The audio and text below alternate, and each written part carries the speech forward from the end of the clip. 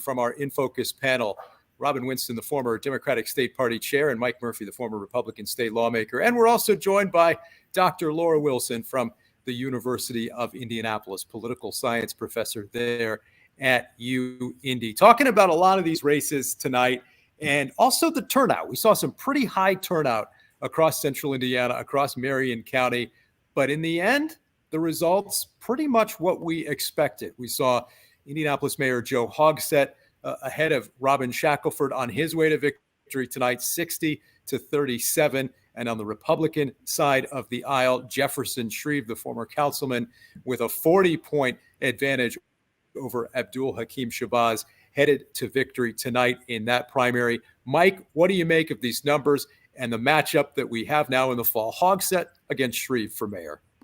Well, first of all, I would have to say I'm stunned that Robin Shackelford did as well as she did against a two-term incumbent mayor with millions of dollars. I mean, there are big problems in the Democratic Party.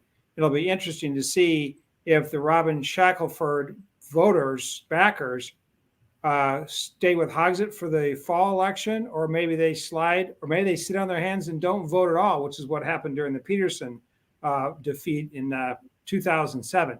Also have to give a shout out to Bobby Hidalgo Kern. He's run as a Republican. He's run as a Democrat in every office you can run for. Still gets 1.5%. And then Larry Vaughn, famous for wearing the Kentucky Fried Chicken bucket on his head as he protests issue after issue. Those guys keep at it, and they got some votes. Robin, what do you make of the numbers that we saw tonight and how this sets up for the fall? Do you think that the Shackelford voters tonight, and she did fairly well in that primary, though she ends up losing tonight, do you think they end up coming back to vote for the mayor in the fall? Well, Mike is a master of messaging. The bottom line is that he would love for us to be fractious and not ready for the fall. But I believe that Representative Shackelford understands that this is a bigger game than just one night on an election night. And I believe that she will be there. Also, Dan, part of the reason that I'm very enthusiastic about this fall is that the turnout went up. And the turnout went up considerably among those casting Democratic votes. So if we can continue that kind of effort to have a good turnout in the fall of 23, then we will re-elect Joe Hogsett as mayor and continue to have the majority on the city county council. Laura, what did you make of those turnout numbers? We saw 10,000 additional voters for early in-person voting, 10,000 plus additional voters for day of election day voting in Indianapolis. Those are some really significant increases when it comes to turnout. They're incredible. And I think, first of all, we should say this is really impressive. And this is impressive for the candidates who won and those who didn't. Obviously, having competition on both sides of the aisle was great for voters because it gave them choice. It gave them difference in terms of policy and perspective. And people respond to that. When we look at these numbers, too, I think certainly in Marion County, having the open voting centers, having the ability, the access to early voting certainly plays a role. And we'll see that continue as people get more and more acclimated to it with each election cycle. But I think this is really big. And to Robin and Mike's points earlier, it's not just enough to come out to the primary. Right now, the presumptive winners have to be able to coalesce their party for the general election. And that will be a little challenging, I think, for both candidates from the major parties, because there was a lot of dissension. There was a lot of division, and you saw differences in the parties themselves with the different candidates. But turnout was huge. I think it's something really to be applauded for, and this was great for voters.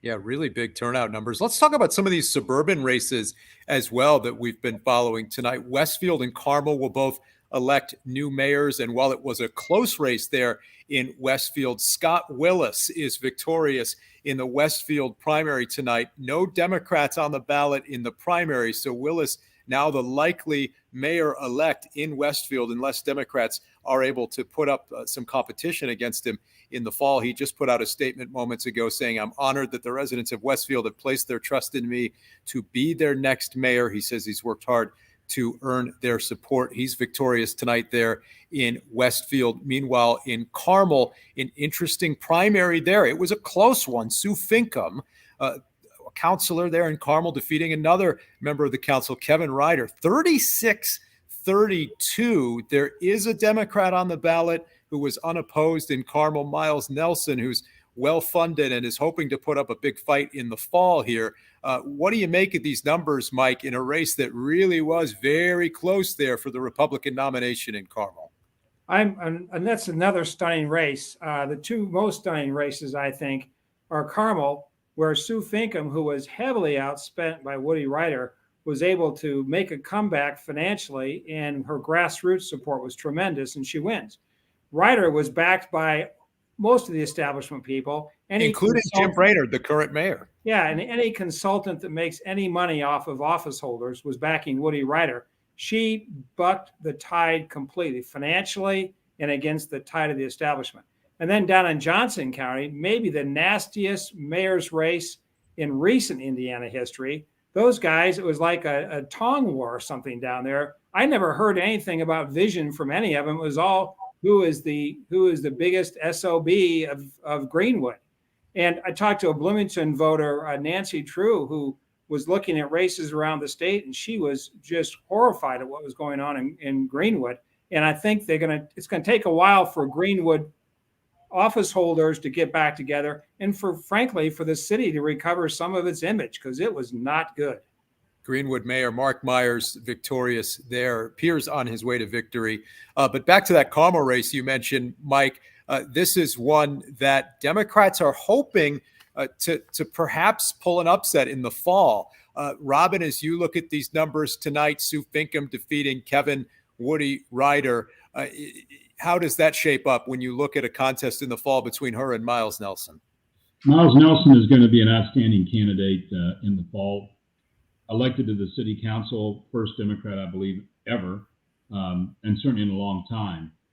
Carmel's been trending realistically, not just democratically, but realistically.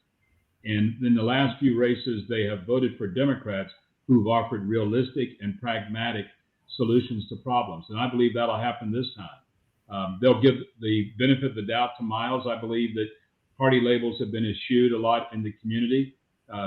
Destiny Wells ran very well and won in Carmel this last time. Joe Donnelly has won in before. So when you ask for people, they're going to look at a person realistically about how they can make a difference. I believe that Miles will be very, very competitive and could be the next mayor of Carmel.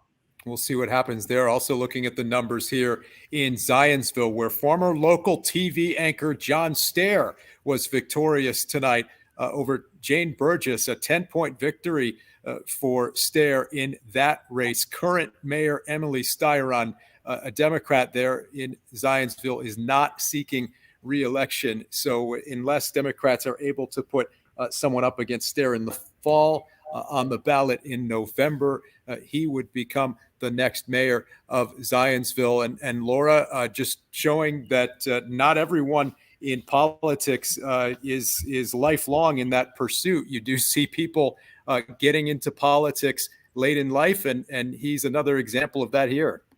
Oh, you absolutely do. I think, Dan, this could be a future for you if it was something you wanted to do. No, that's quite all right. No. But we definitely see an increased trend of the idea of people not necessarily coming from public life or even the pipeline professions. We often think of law, education, business, and of course, politics being people's route into public office. I think it's exciting to see local community members stepping up and saying they want to contribute. They have an idea to help address some of the problems and challenges. They don't need to have a background in politics to be able to make that contribution. And that's what we see in some of these races.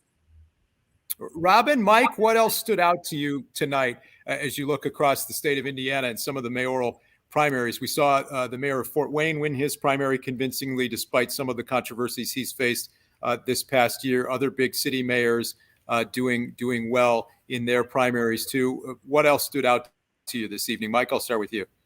Well, I think you hit the nail on the head with Fort Wayne. Mayor Henry, long-term incumbent mayor, generally liked by everybody. He had a slip up last year. He got a DUI while he was trying to take his ill wife home. And I think he handled it fairly well. Obviously, the voters thought he handled it fairly well because he won big today over the challenger. In Evansville, Cheryl Musgrave, a former state official in the Daniels administration, a former county assessor, a former county commissioner, she got whipped today. and I don't understand the dynamics there yet, but she was trying to follow a very popular mayor in Lloyd Winnicky, another TV star, by the way, Dan. And she never got off the mat, and I'm not quite sure what happened down there. That's a story that's probably yet to be told. And then in South Bend, Mayor Mueller, he just wiped up the competition there, and he does have a Republican opponent, but we haven't had a Republican mayor in South Bend since I think Lloyd Allen in 1971. So that's not going to change hands. But the great thing was, as you mentioned, Zionsville, common sense finally returns to Zionsville. They're going to have a Republican mayor no matter what. And name ID does pay off as it did for John Stair. Robin, what else stood out to you across the state tonight? Well, first, Dan, here's a donkey, so you can be recruited to our party anytime you want. It's available for you. I'm not the real bottom line. The real bottom line for is that anything, we saw, for anybody. What's that? The real bottom we line lost is you. I that, said I'm not running for anything. I understand that, but you never know. TV hosts often become political people. But here's the bottom line. We had a really good day today. We had Joe Hogsett got reelected as mayor when his opponent not only were Robin Shackelford, but Jefferson Shreve, who spent probably $800,000 or $900,000 talking about Joe Hogsett's record. So we'll be ready for the fall.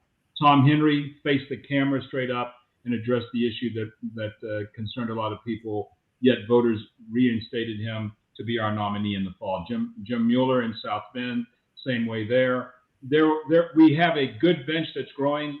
We don't mention people like Tony Rosworski in Lafayette, who are unopposed, Charlie Wyatt, who did very well in Boonville. So we're going to be ready for the fall to elect Democratic mayors. There's 117 cities in our state. Right now, we have 54 Democratic mayors. We really hope to increase that number. Laura, any final thoughts?